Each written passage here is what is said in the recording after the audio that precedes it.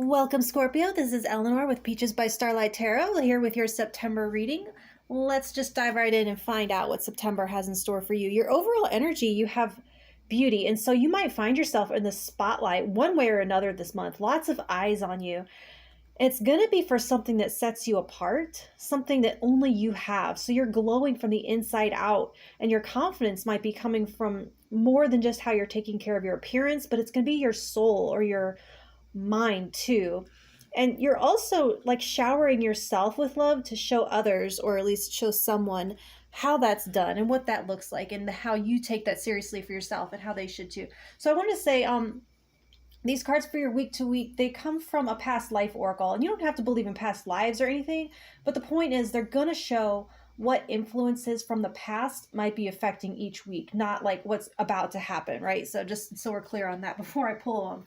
So for the first week might be influenced by a past time when you did feel attacked or misunderstood, and something that should have been celebrated as your unique gift there with that beauty card, it was viewed with jealousy or suspicion. And so you have an opportunity this week to finally recognize the beauty that you had all along. All right, the second week might be influenced by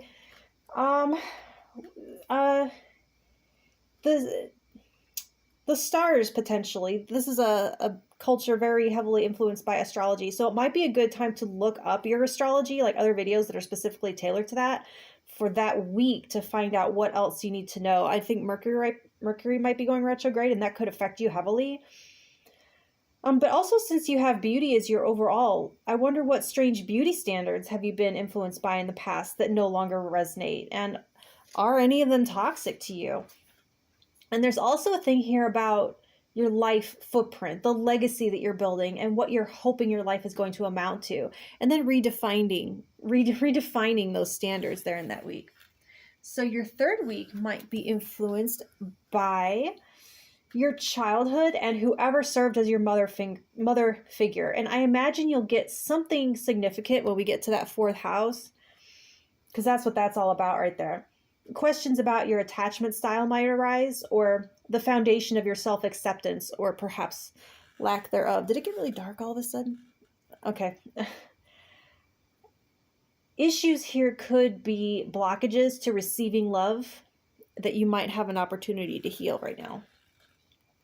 So the fourth week might be influenced by a time in the past when you felt rejected or unloved. So abandonment issues could be triggered for healing, or trust issues with your current partner, like not trusting their intentions because of how someone else treated you. And I feel like some unconscious insecurities could be affecting your current relationship. And then shedding light on it could help you both move towards a stronger commitment and mutual trust. So for how others are seeing you at this time, you have the Knight of Wands. That's came from the Kung Fu. Your adventurous side is on full display this month. So people want to hear your stories, and they want to go along for the ride with you. People are really curious about what you have going on, and perhaps always wishing you would stay longer. Something really stands out about you, making you unforgettable at this time. So for your immediate experience and physical environment, you have another Knight, the Knight of Pentacles, Mr. Sherlock Holmes. I find it interesting that your immediate experience is movement, and the people are perceiving movement when they look at you. But where they see adventure, you're feeling actually very down to earth and grounded. And it's that curiosity and exploration of your world, trying to understand how to make it better for yourself. You may be adventurously gathering information or surveying, creating healthy habits around your spending. And I see you gathering and stocking resources, kind of like a hunter or gatherer. And it just happens that you meet some interesting people along the way, I think. So for your mental space and communication, this is the High Priestess. Honestly, I don't know what show this is. A lot of the information you're processing is coming to you through your intuition or your subconscious. And it's almost uncanny how you just know the right thing to say at the right moment, kind of like Silent Bob does. And all this work that you might be doing on this past stuff, you're not broadcasting it. You're recognizing that you are going to be your own best guide through it, and just kind of keeping your own counsel. So for parenting yourself, let's see, because we had Mother here. Let's see what we got. Seven of Swords, the Pretender. I knew we were going to get something interesting. You're discovering where something has been withheld from you. And so you can figure out how to get that for yourself now, having maybe not been taught how. This may it's going to feature most prominently in that third week, where you might have to do some reparenting of yourself. And you're discovering you're not who you were led to believe that you were. You're finding so many hidden gems within you that were clipped or misrepresented as flaws in some way.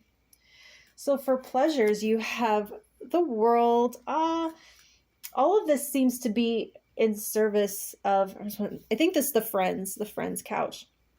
All of this that you're doing, it seems to be in service of becoming whole, so that you can be fully present to enjoy the romance and the play that you have without second guessing, like ruining it by second guessing if you deserve it, or wondering what's going to happen if you let your guard down and believe someone wants you in your entirety. It's like you're even returning to some art form that you could only get so much out of until you completed a circuit, I'm hearing. And all of these so far, they feel very Eight of Cups to me. And here you're bringing home that prize. So for your health habits and work, you have the Ace of Pentacles. And so starting something brand new in this area. And obviously with that Knight of Pentacles in your second house, this is the thing. And this is you learning the thing. And so I think you might be starting a new job. So that experience in your second house is the training, the familiarizing, the creation of routine or structure. It's learning how to use the equipment or learning how to use the software. And if it's not a job, it could be like a new dietary or exercise program. Something like that, something's new that you're starting for your health or for your security.